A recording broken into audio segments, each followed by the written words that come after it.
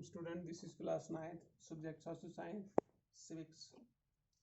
And topic for today, occupational structure and development. Occupational structure क्या है और development क्या है, and what is the relationship between occupational structure and development. और इन दोनों के दरमियान क्या ताल्लुक है. ये जितना भी हमारा पेशा वाराना ढांचा है, जो लोग पेशे से जुड़े हुए हैं और तरक्की के में आपस में क्या ताल्लुक है, ये देखेंगे. एक दूसरी चीज हम देखेंगे नेशनल पॉपुलेशन पॉलिसी. ये दो चीजें हम देखेंगे. So for as the occupational structure and development is concern,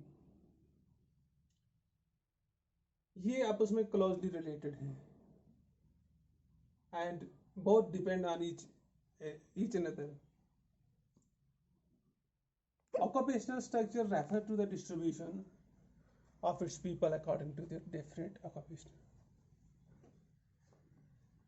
ये दिखाते हैं कि क्या डिस्ट्रीब्यूशन है, कैसे बांटा गया है लोगों के पेशों को मुख्तलिफ पेशों में. इन पेशों को लोगों के अंदर मुख्तलिफ तरीके से बांटा गया है, ये दिखाया गया है. These occupational includes, कौन कौन से हैं? Number first primary occupation, number second secondary occupation and number third tertiary occupation. So there are 3 main occupations found in every society. हर समाज में, हर मुल्क में, हर जगह पे बुनियादी जो है वो 3 ऑक्यूपेशन है, 3 बड़े पेशे हैं और फिर इनसे आगे निकलते हैं. तो पहला जो पेशा है जिसे हम प्राइमरी कहते हैं या बेसिक ऑक्यूपेशन कहते हैं, it include agriculture, animal husbandry, forestry and fishery. यानी ये 4 चीजें जो हैं, ये 4 पेशे जो हैं, ये हम प्राइमरी ऑक्यूपेशन कह सकते हैं. एग्रीकल्चर का मतलब है कि जितने भी आपके एग्रीकल्चर प्रोडक्ट हैं जो आप जमीन से पैदा करते हैं, वो एग्रीकल्चर एक्टिविटीज हो गई. चाहे आपका अनाज है, चाहे आपकी वेजिटेशन है, चाहे आपका एग्रीकल्चर है, फ्लोरिकल्चर है, जितने भी कल्चर हैं सब. उसके बाद एनिमल हस्बेंड्री, जानवरों का पालना जो है, चाहे बकरी पालते हैं, भेड़ पालते हैं, घोड़ा पालते हैं, जो कुछ भी, बुफलो, जो कुछ भी. और उसके बाद आती है फॉरेस्ट्री. फॉरेस्ट्री में आता है कि आप कितनी प्लांटेशन करते हैं, यानी एनवायरनमेंट को बैलेंस करने के लिए, अपनी नीड्स को पूरा करने के लिए जो भी प्लांटेशन होगी, जंगलात का लगाना, ये आता है. और फिशरी, मच्छियों का पालना, जिसे प्राइमरी ऑक्यूपेशन कहते हैं. ये जो है ये बेसिक हैं किसी भी नेशन के, किसी भी सोसाइटी के. इसी से बुनियादी जरूरतें जो है वो पूरी होती हैं. उसके बाद सेकेंडरी में जो आता है आपका मैन्युफैक्चरिंग.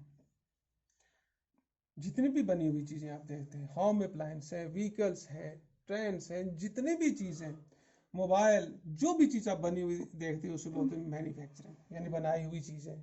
ये न्यूमरस हैं. और उसके बाद थर्ड जो है ये tertiary occupation include transport, communication, banking and services. चाहे ये अलग अलग हैं.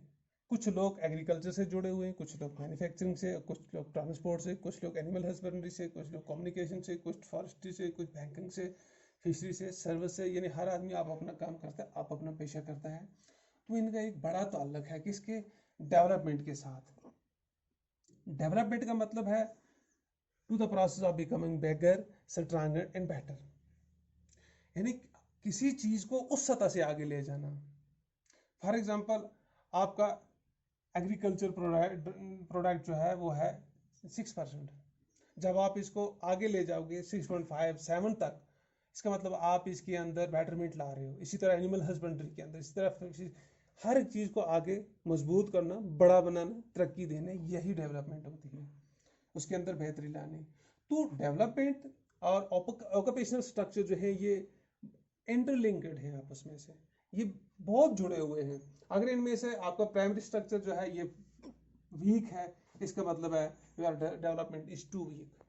आप बेसिक जो नीड है, बेसिक जो रिक्वायरमेंट है वो फुलफिल नहीं कर सकते हो, तो आपकी डेवलपमेंट कहाँ आ गई?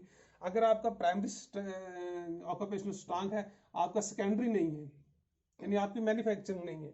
अगर आपका मुल्क कुछ पैदा नहीं कर रहा है, इसका मतलब है आपकी डेवलपमेंट कुछ भी नहीं है। जैसे हम देखते हैं कि जितने भी एशियन कंट्री हैं, इंडिया, पाकिस्तान, नेपाल, बर्मा, श्रीलंका, इनके अंदर जो मैन्युफैक्चरिंग कैपेसिटी है वो बहुत ज़्यादा कम है।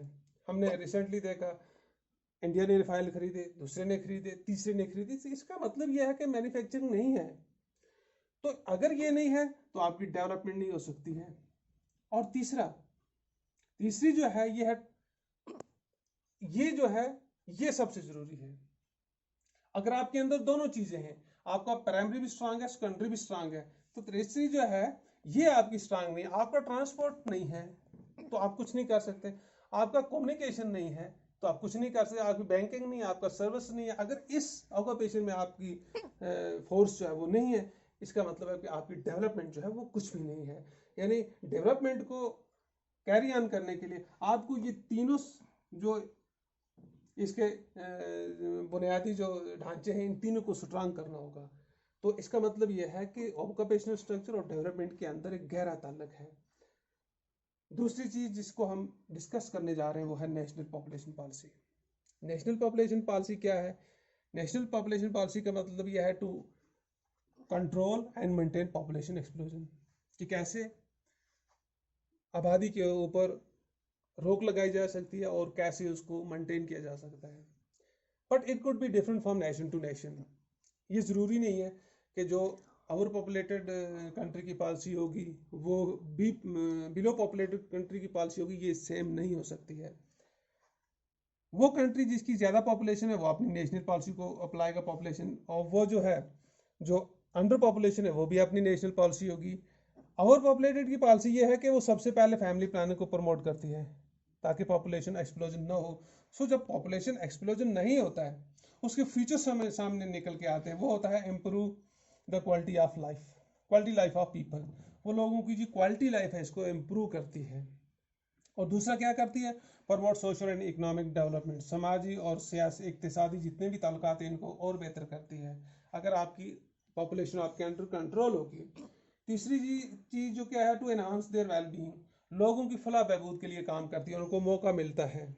And provide them the opportunity to choice become productive asset in the society, और लोगों को मौके भी फॉर्म करती है और चॉइस भी देती है ताकि तुम समाज के अंदर एक आला किस्म की सरमाया बन के आओ जो समाज को आगे लेके जाए। और तीसरी चीज जो होती है वो डेथ रेट को जो है वो रिड्यूस करती है। ये आप अपनी पॉलिसी है।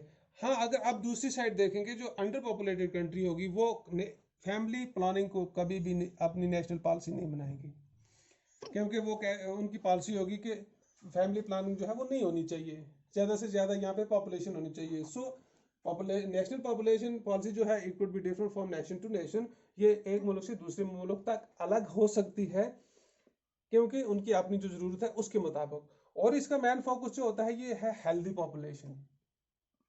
अगर आपकी पॉपुलेशन जो है हेल्दी है, फॉर एग्जांपल पॉपुलेशन के अंदर 3 एज ग्रुप्स होते हैं।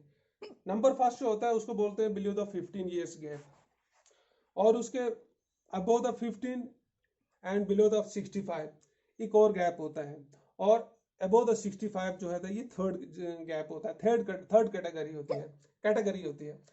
अगर आपके पास नहीं है, फॉर एग्जांपल आपके किसी मुल्क के पास यूथ नहीं है, तो इसका मतलब है आपका नेक्स्ट 20 ईयर फ्यूचर जो है वो डार्क होगा। अगर आपके पास एडल्ट नहीं है तो इसका मतलब है 40 ईयर्स फ्यूचर जो है वो नहीं होगा। अगर आपके पास ओल्ड एज नहीं है तो इसका मतलब है आपकी जो यंग जनरेशन है इसको सही दिशा में नहीं लेके जाएंगे।